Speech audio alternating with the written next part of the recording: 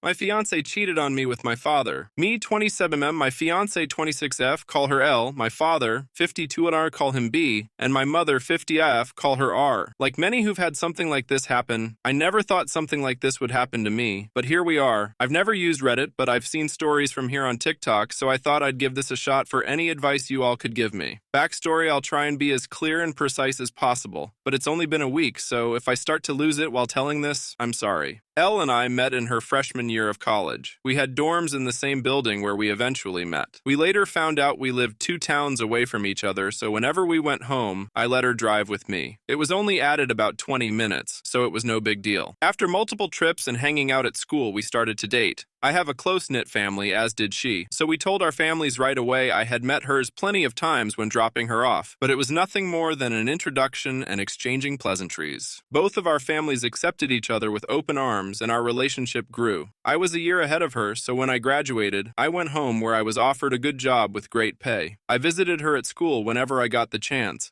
and whenever she came home, we would make time for each other. After she graduated, she moved in with me as both of our jobs were in the city near where we grew up. Like me, she was offered a position at the company she works at now with great pay. After living together for about 3 years, I proposed, and we have been planning our wedding since. Now let's move on to the part you are all reading for. Looking back, there was plenty of things I overlooked that I just wrote off, thinking my father was just trying to welcome my ex into our family. Things like my father calling her all the time, and if I was around, they would just tell me they were talking about the upcoming family party or something along those lines. One time, Elle was in the shower and her phone rang.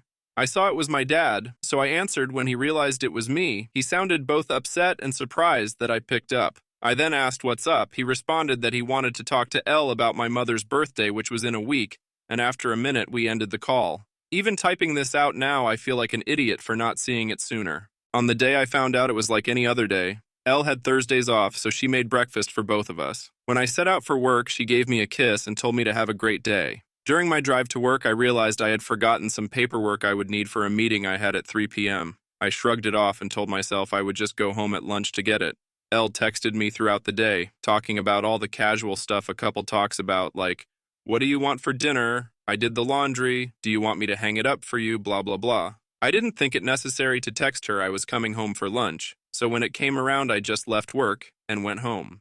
When I got home, I noticed a car that looked like my father's in our parking lot, but I didn't think anything of it and just parked and went into our building. When I opened the door, I was met with a scene out of a movie where a man comes home early and catches his spouse cheating. Such a cliche. There was a trail of clothes, both his and hers, leading to my bedroom, and the sound of faint moans echoed through my apartment. I stood at the door in utter shock. My brain was a mix of rage, sadness, and disgust. But if you were a fly on my wall, you would see what looked like a statue I just couldn't move. When I finally snapped to, not knowing how much time had passed, I took out my phone to record. I picked up all the clothes that were on the floor and threw them into the hall of the building. After, I filmed the walk to my bedroom.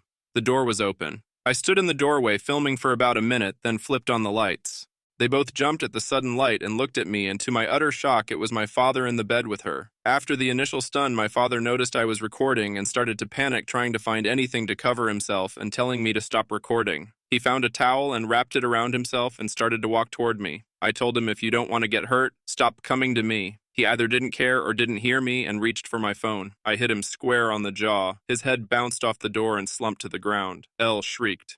I aimed the camera at Elle and said, "Concerned about your fuck buddy, but nothing to say to your fiancé?" My father woke up after about a minute nap, and I told them I just needed to come pick something up for work, so I'm heading back now. If either of you pieces of Saturn are here when I get back, I'll send this video to everyone you know. I ended the video, looked at my dad, who was still coming to, and said, "You're dead to me. You're no longer my father, but you might want to go home and talk to Mom because I'll be talking to her very soon." I sat in my car for a while until one of the bosses at work called to ask where I was. I told her I was on my way back right now. When I got to her office to hand her the paperwork, I must have looked awful because she started asking what was wrong with me. I told her it was nothing and I'd be okay. I could see her scanning me up and down, and she noticed some blood on my collar and stood up, rushed to me and said, "You're bleeding." I looked down and said it was my father's. She looked confused. So I pulled out my phone and showed her the video. She watched it in its entirety. She was introduced to Elle a few times, but never my father. Thank you for reading. I'm sorry I carried on so much. It was therapeutic getting everything down. I just don't know what to do. I definitely need to get the hell out of this apartment. I just can't live here anymore, and there's no possible way I'm sleeping in that bed.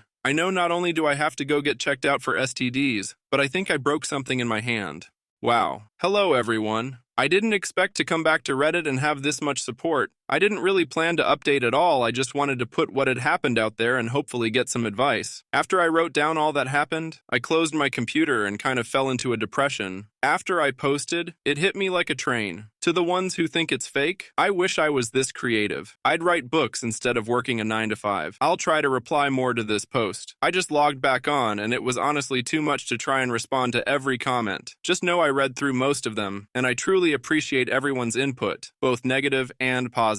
So the day after I posted, I tried to get in contact with my mother, but none of my calls were connecting. I wanted to see if she would get lunch with me, and I'd tell her everything. After about a dozen tries, I decided to get into my car and go to my mother's house. She needed to know what happened as soon as possible, even if talking about was going to make it hurt all over again. During the drive, I thought about what I would say and how I would say it that made me start to panic. I had to pull over twice to throw up. It's not every day you have to tell your mom that her husband is screwing your fiancé. I pulled into the driveway and sat in my car for a moment to calm down and gather my thoughts. I was in my car for a few minutes when my mother threw her front door open, so I stepped out of my car. She started cursing at me, saying how dare I come to her home after I hit my father for trying to break up a fight between Elle and me. She called me every name in the book and called me an abuser. She told me I needed to leave since Elle isn't ready to forgive me yet, and that if she's smart, she hopefully never will. Yes, apparently my father took Elle to my family's home and told my mom that Elle and I argued, and when my father tried to spot it, I hit him. She continued on for a while until I finally snapped and said, "Really, Mom, because your husband is fucking my fiancé. That's why I hit him, and if you can't take my word for it, I have a video, I'll send it to you. But because my own mother can talk to me like this, don't expect to see me again. I don't want to hear your apology when you finally figure out that you're just as shit of a mom as my piece of shit father." Her face dropped, and she looked like what I must have looked like when I first walked into my apartment and caught them. I pulled out my phone and sent her the video. My mom took hers out and turned it on. She pulled up the video and watched up until the part where I turned on the light. She then put her phone down. She looked up at me, but I turned and entered my car. I backed out of her driveway. I looked at her before I took off, and she was in tears. My heart felt for her, but too much was said during that fight for me to pull back in and forgive her. When I got home, I started clearing everything out of my apartment that had to do with Elle or my family. I boxed all of Elle's things up and put them next to the front door. Legally, this has been her place of residence, so I can't technically kick her out. Her name isn't on the lease also. She's the type of person who shies away from conflict, and if she returns other than to pick her things up, there will be plenty of conflict. Anything that had to do with my parents, I boxed up and put into storage. Like I said in my first post, we were a very close family, but I've never had a problem cutting toxic people out of my life. I texted Elle's parents and told them calling off the engagement and told them she's been cheating on me. I thanked them for everything they've done for me. Our relationship was still building, but they were kind and supportive of me, so this just added more hurt to the mix. I finished by asking if they would come pick up all of her belongings. I haven't gotten a response from them yet, but I'm hoping they come grab her things so Elle doesn't have a reason to come back here. Hey everyone, I'm sorry I haven't updated in a while. I wish I could say I'm doing great, but that would be a lie. Everything hits me in waves. I go from just being numb to boiling with rage. I haven't had a happy moment since I found out. Other than a few friends, I don't really have anyone IRL, especially since my family turned out to be sus. Quite a few things happened since I posted last. It's been about a month. So this update will tell all that's been going on. After my last post, I decided to get the ball rolling on everything that needed to be done, like getting tested, finding a therapist, moving, and of course, buying a new bed. I started by calling my doctor's office, telling them I needed to get tested and to refer me to a therapist. I had my first appointment with a therapist 2 weeks ago, and we decided to continue once a week. I also got tested last week, but it'll be another week or so until I get the results, cross your fingers for me. I got in touch with a real estate agent friend of mine, and he sent me a ton of listings, and I decided on a refurbished cabin on the outskirts of my city. I finished moving 2 days ago. When I finished moving, I called Elle's parents. When they picked up, I told them I moved out, and Elle has still yet forget to pick up her things and that the landlord will start showing the apartment in a few days. So someone better pick her things up before the landlord throws it out. That must have lit a fire under them because the next day my former landlord texted me, thanking me for getting the apartment emptied out. No one knows where I live now other than the friend who set me up with this place. So I know Elle, or my parents won't be dropping by. The only thing that sucks about this place is I traded a 10-minute walk to work to a 45-minute drive. My phone has been blowing up with texts and calls from Elle, both my parents and some of my friends, but I have no interest in talking to anyone other than my therapist. At work, I've been a ghost. I go in, get my work done, and leave. On the rare occasion I have to talk to someone, I put on my fake smile and pretend everything is okay. My boss from my previous post has been trying to check in on me more, but I don't really tell her anything either. I just tell her I appreciate it, but I'll be okay. Truth is, I don't know if I'll be okay. I get that time heals and all, but I feel like that's only relevant when you're dealing with one issue, not when you lose who you thought were the 3 closest people in your life all at once. A huge part of me died and there's no chance of resuscitating it. The meetings with my therapist are going well, I suppose. I've never done therapy before, so I have no reference on what good therapy is. We do get along all right, and she really seems genuine in wanting to help. The first session was us getting to know each other and delving into what brings me to her. It was nothing in depth, but I just told her what happened in my own words. In the second session, we went a bit deeper. She asked me about the relationship I had with my parents. I told her up until now it was great. We talked often and always communicated well when something was wrong, and that I grew up in a great home, but that all means nothing now. She asked why I cut my mother out of my life. I told her she said things to me I wouldn't say to someone I despised, then told her there's no way she can come back from that. At the end of our last session, I gave her the link to my page on here so she can read more about how I feel and what's going on in my head. I feel like it's easier to type things out than it is to speak it. So, if you're reading this, hi doc. For now, I'm still miserable. I thought I'd be okay by now, not necessarily happy, but okay. I know some of it is my own fault for not communicating with my friends, but when I think about responding to them, it just seems so exhausting. I know they'll want to get together or come to my new place, but I just don't have the energy to be around them. Until I do, I'll work, go to my appointments, sit on my back deck, sipping on some bottom shelf whiskey and enjoying this beautiful view. I haven't hunted since high school, so maybe I'll take that up again now that I can hunt from my back porch. Thank you all for reading this far. Hey everyone, sorry I've been MIA for a while now. I'm writing this update to let you all know I'm alive, and to give you the lowdown of what's been happening as of recent. First, I want to apologize to those who've worried about me the past few months. After my last post, I was nowhere near okay, so I pulled back from everything. I secluded myself in order to heal and cope with what is now my life. I want you to know every comment and message didn't fall on deaf ears. I took all of your positive feedback and advice and worked through my problems. So, to the people who've supported me through this, thank you. I can't stress it enough. When I was at the lowest I've ever been, it was internet strangers who were there for me, so again, thank you all. Thank you. In my last post, I was doing things like getting tested for STDs and trying to restart my life. I'm happy to inform you all I am clean and couldn't be more relieved. I am fully moved into my new place. When I told you all about my new place, I told you it was a refurbished cabin. Well, I might have been a little generous. It was refurbished almost 25-30 years ago, so it was a bit dated. Well, with all my newfound free time, I decided to actually refurbish it, and all that's left to do is paint the guest room I turned into an office. The only thing I didn't do myself was the electricity and plumbing because I have no clue how to do it and have zero interest in being shocked or putting my hand in a shit-covered pipe. Doing all the work has been incredibly stress-releasing and has helped me clear my head. I still see my therapist once a week. To all those who suggested it, you probably saved my life. So thank you. Being able to vent, get my frustrations out, and get the advice I need has been better than anything in my life past or present. I'm still working at the same company. I've become more open with